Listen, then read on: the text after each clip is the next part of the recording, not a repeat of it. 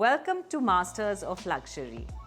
He is a favorite amongst brides, Bollywood and billionaires alike when it comes to his India modern design sensibilities. Master couturier Tarun Tahiliani has been a forerunner of craftsmanship, heritage and storytelling for the last 30 years in India's fashion landscape.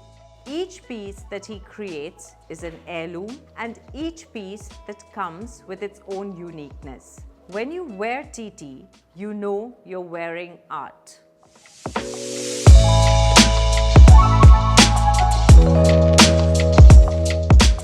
You've been quoted saying, whatever endures is not loud. But don't you feel that sort of dichotomous to the whole Indian ethos? I think that, it's today's interpretation. If I travel around Rajasthan or South India or Hampi, there's nothing loud. I mean, if you look at the paintings, which is sadly the only documentation, because unlike Europe, we didn't have portraiture. So you have the miniatures, and then, of course, I think women started to be recorded from the time of Gayatri Devi. I'm always saying, what was loud about her? Nothing.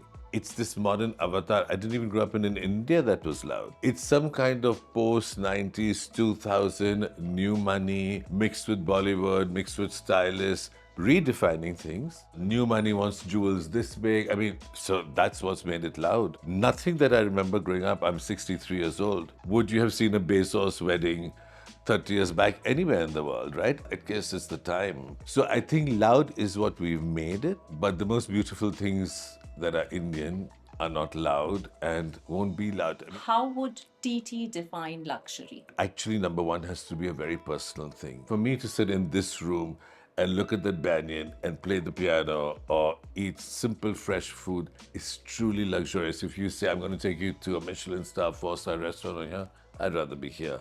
This is my definition of luxury. It may not be yours. Number two, luxury is what you feel. It's a feeling. So it's through the senses, not through what you see in terms of a logo. That's to show. If I buy something that I love, I'll always go back for more. Why was a chatouche considered luxury? Because of the way it felt on your skin. It had no design, it had no name, it had no logo. That is real luxury. Especially in the Indian couture market, what is the transformation that you've seen from the couture buyer of India 3 decades ago to the current buyer? So the couture buyer of India 35 years back would have been my generation, who were much simpler. It started around the 80s when it started around the wedding. The first big consumers were the diamond merchants from Antwerp. It was still very influenced by costumes of Royal India. So it was simpler. People had the jewelry first, and then they'd say, can we have something to go with this? Today, when they come in, the bride knows exactly what she wants. It's the look that's going out on Instagram. It's completely different. But having said that, they are much more self-aware. What, according to you, was the turning point for the great Indian karyakar? I'd say in the 2000s, people, because in the beginning it was just about wow. We were getting refamiliarizing our eyes with embroidery, shape. Designers like Rohit Khosla came back having trained and brought shape and a magic to runway presentations, which made it exciting, right? I remember going to Ritu Kumar's wonderful, what does she call it, the Tree of Life, where they represented so many different kinds of craft, and it was still being shown with the little Nehru topi and the mojeries. Beautiful for craft, amazing. This was about 35 years back. We get educated about this craft. And then you start to wonder, where does it come from? And then, also the media played a big role in it. There was a global interest. So I think the press was amazing in the 90s and 2000s.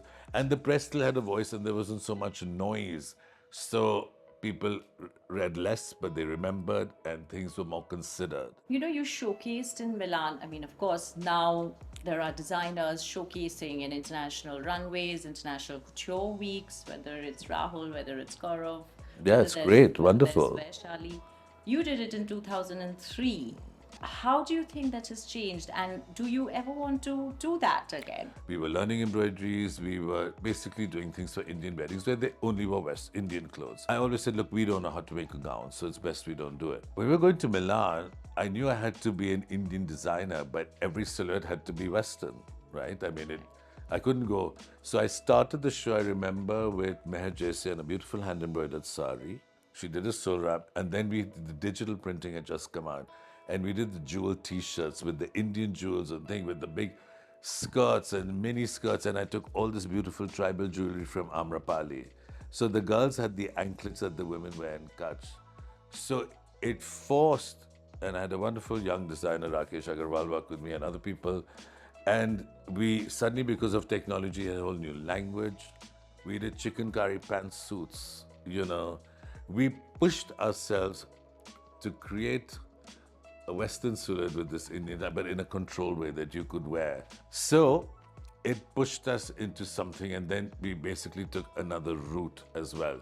So we had this whole Indian thing going, but the problem is I never knew what to do when we went back for winter, because we were great to do things with our fabrics and our exposure, and my exposure was quite limited still. So we decided to pull back. Also, we didn't have, we suddenly gone to 70 stores around the world.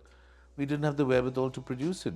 No exporter was willing to make it. They just looked and said, "Are you crazy? We don't know how to make this." So we weren't prepared. I think people who go out today are much more prepared, and a lot, from what I understand, are doing it for the PR value back home and globally, and that's fine. After 30 years, any brands or individuals who still inspire you? Many. I mean, I talked about, Asha Sarabhai and what they did. It was so beautiful. I mean, I still look at a Rajesh Pratap shirt and think, wow, when I see the white pin tucks. There's so much beauty here. I've been a fan for many years of Pierre Paolo, and we just became friends. I loved what he did. I mean, I thought Galliano, and I still think is a genius from another planet, The ability to tell a story and to move people with a show. This is when you're showing everything the way you want it.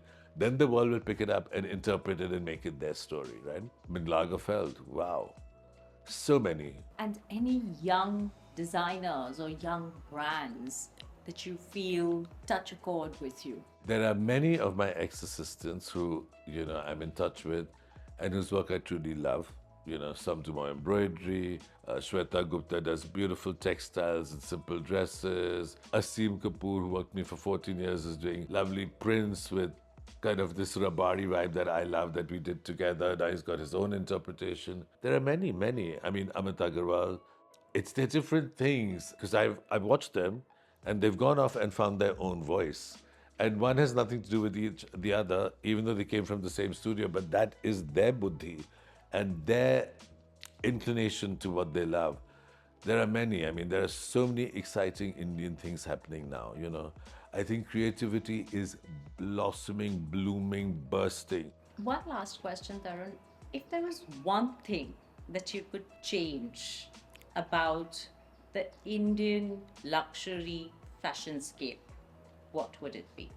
I think that too much gets misrepresented in India. The standards of fashion in Paris and couture have been regulated by the Chamber Syndical, and they maintain standards. Unfortunately, I think that has not happened in the way it should have.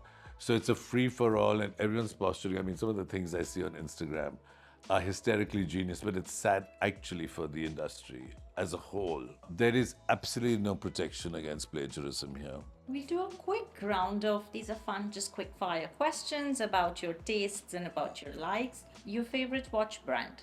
I mean, right now it's Cartier. I like very simple, classic things. Yeah. Your favorite car?